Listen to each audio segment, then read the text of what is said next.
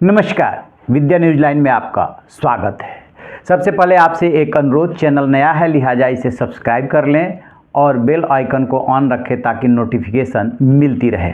अभी हम बात करेंगे भारत, अमेरिका, चीन और रूस के संबंधों की।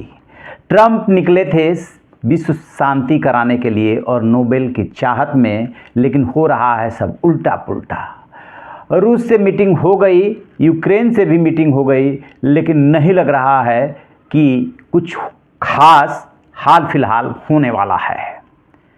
आपको जान करके एक बात का ताज्जुब होगा कि रसिया पर अमेरिका प्रतिबंध लगाए हुए है और जब पुतिन रशियन राष्ट्रपति का विमान वहाँ अलास्का में उतरा तो ईंधन भरवाने के लिए उन्हें 2 करोड़ रुपए देने पड़े। रुपए में मैंने बताया है, डॉलर में देने पड़े होंगे कैश। क्यों? क्योंकि अमेरिका के बैंकों से वो लेन देन नहीं कर सकते थे और ईंधन भरवाना था वापस लौटने के लिए, तो फिर वहाँ पे ये ट्रांजैक्शन हुआ। यानी कि आप अंदाज़ा लगाइए संबंधों का, एक तरफ प्रतिबंध, दूसरी तरफ बातचीत। बताया जा रहा है कि जो पुतिन ने शर्तें रखी है उसमें से जो भूभाग यूक्रेन का उनके पास आ गया है उसको वो छोड़ने को तैयार नहीं है और यूक्रेन जमीन देने को तैयार नहीं है। दूसरी अब की बार क्या खास बात हुई कि यूक्रेन के राष्ट्रपति जेलेंस्की जब ट्रंप से मिलने के लिए गए तो यूरोप के और भी नेता वहाँ साथ में पहुँचे कि पिछली बार की तरह ट्रंप कोई बदतमीजी न करने पाए। ट्रंप घिर गए हैं, कुछ लग नहीं रहा है कुछ। और रही बात भारत से संबंधों की, तो उनके अपने ही देश में इसका विरोध हो रहा है। बात सिर्फ भारत और अमेरिका के संबंधों की नहीं है। बात यह है कि ट्रंप ने जो टैरिफ भारत के ऊपर लगाया है और जिन तर्कों के साथ लगाया है वो तर्क ही गलत है। विदेश मंत्री एस जयशंकर गए हुए हैं रसिया, वहाँ पर पुतिन समेत तमाम प्राधिकारियों से वो मिल रहे हैं और वहीं पे उन्होंने बोलते बोलते कहा कि हम तो सबसे ज़्यादा तेल खरीदते नहीं हैं, सबसे ज़्यादा तेल तो खरीद रहा है रसिया से चीन। क्या जवाब है? हम तो सबसे ज़्यादा गैस खरीदते नहीं हैं रूस से, सबसे ज़्यादा गैस तो खरीद रहा है यूरोपियन यूनियन। क्या जवाब है? आपको याद है पिछले दिनों पत्रकारों ने ट्रंप से इस सवाल पूछा था कि भारत तो सबसे ज़्यादा तेल खरीद नहीं रहा है, जो बार बार आप बोल रहे हैं, वो तो चीन खरीद रहा है। तो उन्होंने कहा कि अच्छा पता करके हम बताएंगे, अमेरिका भी खरीद रहा है, ये भी पता करके बताएंगे। भारत के ऊपर आरोप लग रहे हैं कि भारत रसिया से तेल खरीदता है और उसे वो करके उसका प्यूरिफिकेशन करके जो भी उसका प्रोसेस होता है करके और फिर जो है वो अंतर्राष्ट्रीय मार्केट में बेच करके पैसा कमा रहा है। अब जो है एस जयशंकर ने सवाल उठाया है कि ये तो हमने अमेरिका के कहने पे शुरू किया था। अमेरिका ने ही कहा था कि ईंधन के लिए मार्केट में संकट ना हो और बाजार ना लड़खड़ाए, लिहाजा आप ये काम करो, हम कर रहे हैं। अब इसका जवाब बताइए ट्रंप क्या देंगे। इसी बीच भारत में चीन के राजदूत हैं सू फेईहुंग, उन्होंने बहुत ज़बरदस्त अमेरिका पे हमला किया और उन्होंने कहा कि चुप रहने से जो दादागिरी करते हैं, दबंगई करते हैं, उनकी दादागिरी बढ़ जाती है। यानी भारत से संकेतों में वो कह रहे थे कि अमेरिका को जवाब दीजिए, चुप रहने की ज़रूरत नहीं है।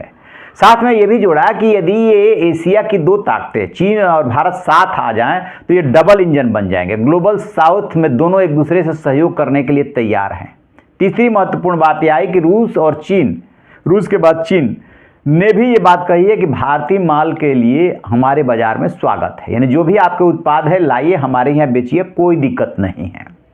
उधर अमेरिका में जो एक्सपर्ट्स हैं वो लगातार ये बोल रहे हैं कि ट्रंप जो है अपने ही पैरों पर कुल्हाड़ी मार रहे हैं। भारत के साथ यदि संबंधों को वो खराब करते हैं तो पिछले 25-30 साल में इन संबंधों को पटरी पर लाने के लिए जो मेहनत की गई है वो सब बेकार चली जाएगी। वजह यह है कि चाइना तेज़ी से उभर रहा है और चाइना को रोकने के लिए जो रणनीतिक भागीदार है वो भारत ही हो सकता है। एशिया में और किसी के बूते की बात नहीं है। लेकिन ट्रंप जो है अमेरिकी फर्स्ट के नाम पे जो कर रहे हैं वो जो है ठीक नहीं है। दरअसल बात बिगड़ी कहाँ से? बात बिगड़ी वहाँ से कि ट्रंप 31-32 बार ये बोल चुके कि भारत और पाकिस्तान के बीच हम ही ने जंग रुकवाई थी। कभी भारत ने उसको स्वीकारा नहीं।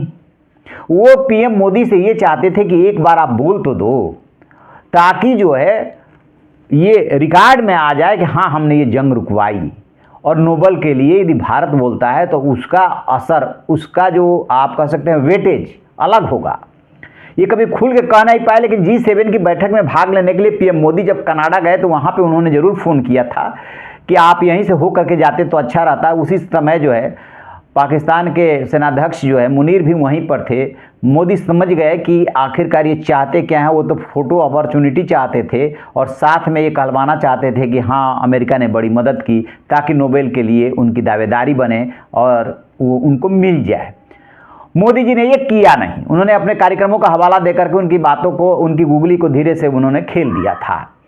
ट्रंप को यही बात खल गई और देखा कि भारत तो इस बात को स्वीकार ही नहीं कर रहा। धीरे धीरे वो एक तरफा बोलते रहे, भारत मौन रहा। लेकिन जब पानी नाक से ऊपर जाने लगा तब भारत ने बात बोल दी कि ठीक है, ये भी स्वीकार है, हम स्वदेशी अपनाएंगे, अपने माल को अपने ही बाजार में बेचेंगे, लेकिन किसानों के मामलों में, मछुआरों के मामले में, डेयरी संचालकों के मामले में हम झुकेंगे नहीं। एक बार नहीं, कई बार प्रधानमंत्री नरेंद्र मोदी ने बनारस से लेकर और कई कार्यक्रमों में ये बात बोल दी। ट्रंप को लगा कि ये तो हमसे बात ही नहीं कर रहे हैं। उन्हें लगा था कि शायद वो दबाव में ले लेंगे, लेकिन भारत फिलहाल दबाव में आता हुआ दिख नहीं रहा। उल्टे जो अमेरिका का सबसे बड़ा दुश्मन है चीन और भारत, उन दोनों के नज़दीक आने की संभावना बढ़ गई है। पीएम मोदी जो है चाइना जा रहे हैं 31 और 1 तारीख को, वहाँ एससीओ की मीटिंग में भाग लेना है उनको। तो जो ग्लोबल टाइम्स, चाइना का सरकारी अखबार है, वो ये कह रहा है कि चीन अमेरिका से भारत के लिए बेहतर है। आप आजमा के तो देखो, इधर चीन के राजदूत बिना मांगे, बिना कहे भारत के पक्ष में आकर के खड़े हो जाते हैं कि ग्लोबल साउथ में तो हम दोनों साझेदार बनकर के काम कर लेंगे, एक दूसरे के साथ सहयोगी बन के काम कर लेंगे।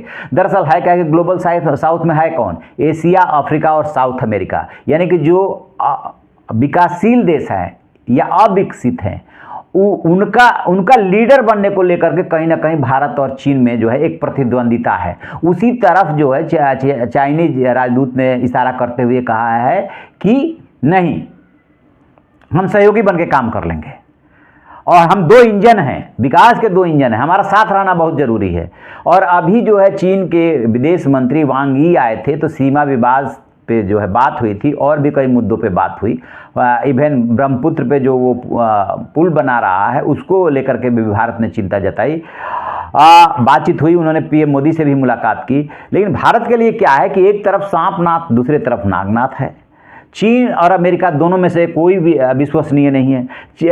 रसिया पर एक बार आप भरोसा कर सकते हैं। द्वितीय विश्व युद्ध के बाद जो भारत और रसिया की नज़दीकी शुरू हुई, या यूं कह सकते हैं कि भारत पाक युद्ध के दौरान जो चीन की टेस्टिंग हुई, उसके बाद प्रगाढ़ता बढ़ती चली गई और दोनों एक दूसरे पे भरोसा करते हैं, आंख बंद करके भरोसा करते हैं, टेस्टेड हैं।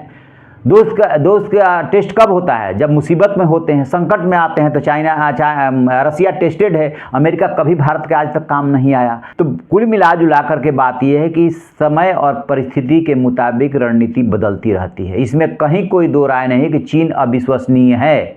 उसने इंच इंच करके भारत की ज़मीन दबाई है। गलवान में जो संघर्ष हुआ उसमें हमारे जो सैनिक मारे गए, ये पूरी दुनिया को पता है। भारत ने सच बोला, चीन ने सच नहीं बोला।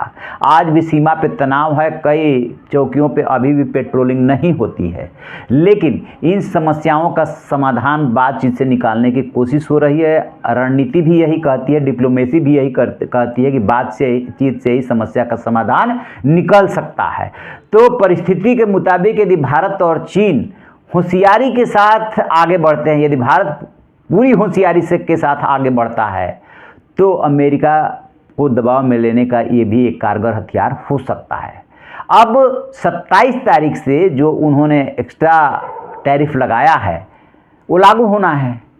अमेरिकी दल भारत में बातचीत करने के लिए आना था, वो नहीं आया है। देखने वाली बात यह है कि ट्रंप अपने कदम पीछे खींचते हैं, क्योंकि उन्होंने इशारा किया था जब पुतिन से मिले थे तब, शायद इसकी ज़रूरत न पड़े। उनके स्टाफ ने भी इशारा किया कि शायद इसकी ज़रूरत न पड़े। तो वो उन्होंने ऐलान तो कर दिया, लेकिन क्या लागू कर पाएंगे, और कर पाएंगे तो फिर भारत का क्या अगला कदम होगा, भारत का कितना नुकसान होना है। जो एक्सपर्ट्स हैं वो बता रहे हैं कि थोड़ा बहुत फर्क तो पड़ेगा भारत पे, ऐसा नहीं है। 6.5 के आसपास उसकी भारत की जो ग्रोथ रेट है, हो सकता है कि थोड़ा डाउन हो जाए पॉइंट में, लेकिन बहुत ज़्यादा फर्क नहीं पड़ने वाला है। भारत खुद में बहुत बड़ा बाजार है। अमेरिका की जो इकोनॉमी है वो 28-30 ट्रिलियन डॉलर की हो सकती है, भारत के उसके मुकाबले बहुत कम है, लेकिन भारत बाजार बहुत बड़ा है, इसमें भी कहीं कोई दो राय नहीं। और इसकी इकोनॉमी बहुत तेज़ी से बढ़ेगी, अभी तो 6.5% के आसपास है और तेज़ी से बढ़ेगी। अमेरिका को बहुत अच्छी तरह से ये पता है, लेकिन ट्रंप अपनी जिद और सनक में है, उन्हें नोबेल चाहिए। नोबेल के लिए भारत ने समर्थन नहीं किया और यहीं से बात बिगड़ी थी, ये बहुत सारे विश्लेषक बता रहे हैं। अब देखते हैं कि 27 तारीख को क्या होता है। आपकी क्या राय है, कमेंट बॉक्स में जरूर बताइएगा। Thank you.